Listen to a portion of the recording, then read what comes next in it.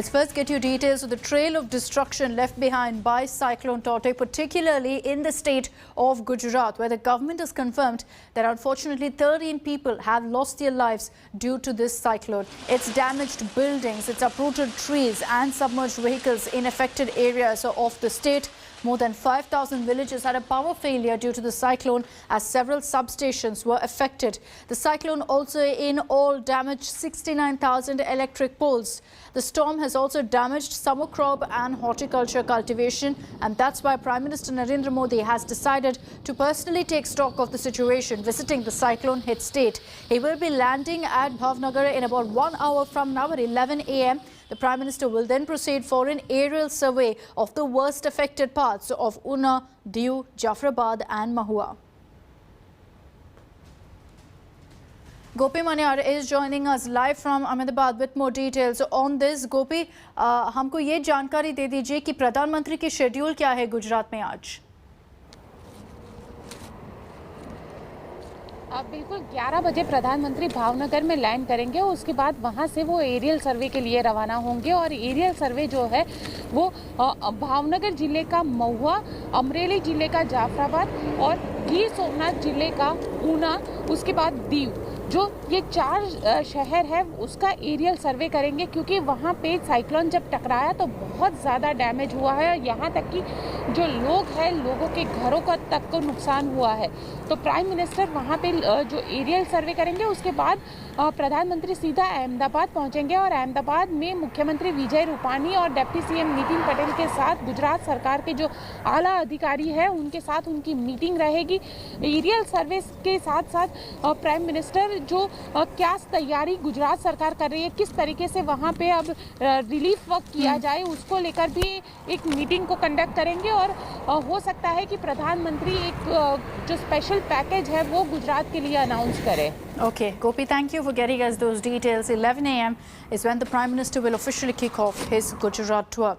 Also at this point, the focus is on the national capital, Delhi, and the entire NCR area because the cyclone is moving northwards. The Met Department has issued an orange alert, an orange coded warning for today in NCR. There's a forecast of rains and squally winds of 50 to 60 kilometers per hour. It's predicted thunderstorms with rain for Thursday. Orange is for weather conditions that can impact significantly. The highest alert is red, the lowest is yellow. Now, the national capital and NCR also received light showers yesterday, bringing down the maximum temperature. Cyclone Tauktae is moving inland. It's already wreaked havoc in 5 states, including Gujarat and Maharashtra. So there is a forecast of rains as well as wind speeds reaching about 50 to 60 kilometers per hour as the cyclonic storm moves further inland and moves northward. The forecast is also for the state of Rajasthan, as in fact this cyclonic storm is moving and gradually going to other locations. So as we in fact tell you about what really you can expect as far as the cyclonic storm is concerned, let me just give you the forecast as of now and the movement of the cyclonic storm Tauktae. I want to highlight here that it has weakened significantly. You look right now, and I'm just zoomed into the map here, you can see that it's moved northwards. So it's from the coast that it hit Gujarat, and this was in fact when it was an extremely severe cyclonic storm. Since then, it's moved this way. The forecast, as per the Met Department, is that this particular cyclone is going to be heading this side, which is why Delhi also, there's an alert for rains as well as wind speeds picking up to about 50 to 60 kilometers per hour. Let me just show you what the movement of the storm is going to be like in the coming hours. So this is right now where the storm is. In the coming hours, by evening, it will be moving further upward, further to the north.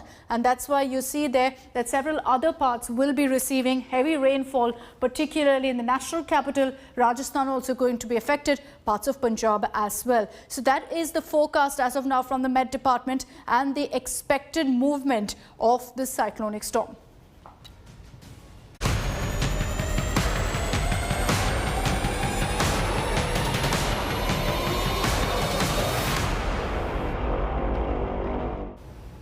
Remember that this cyclone Tauktae, as it's moved north, had first hit the western coast. It had hit Maharashtra, and now currently there is a search that's underway for 89 missing people.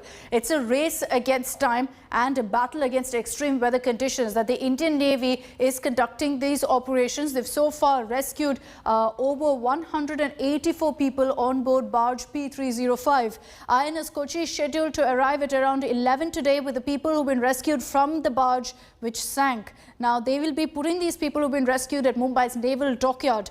Indian naval ships, the Bias, Betwa and Teg have also joined the search operation. This as the Navy launched its biggest manhunt after Cyclone Tauktae set adrift 3 barges as well as an oil rig in the Arabian Sea. During the search and rescue operations, 137 crew members of the GAL constructor, the GAL constructor, which ran aground north of Mumbai, were also rescued.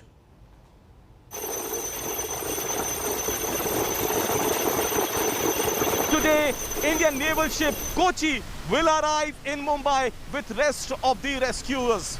Now, the Indian Navy says that the sea is still very rough.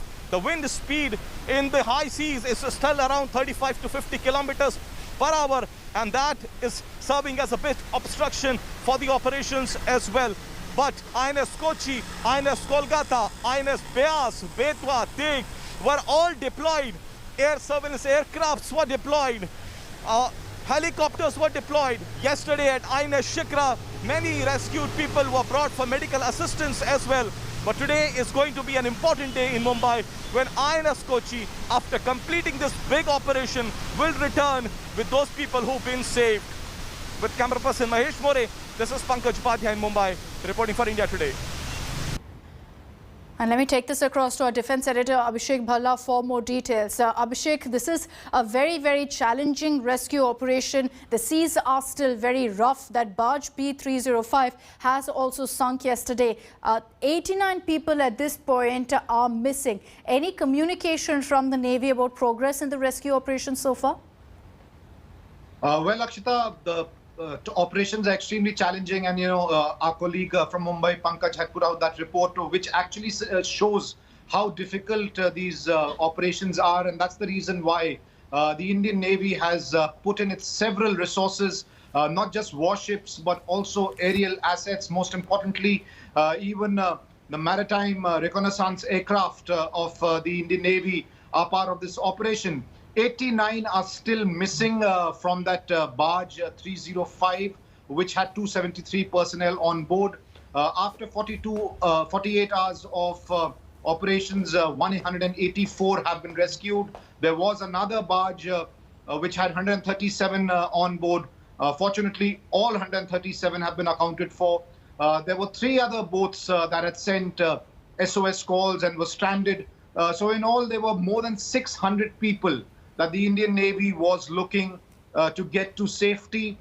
Fortunately, all of them, barring these 89 who are still missing, not accounted for, are safe and sound. All right, Abhishek, thank you for joining us with that update.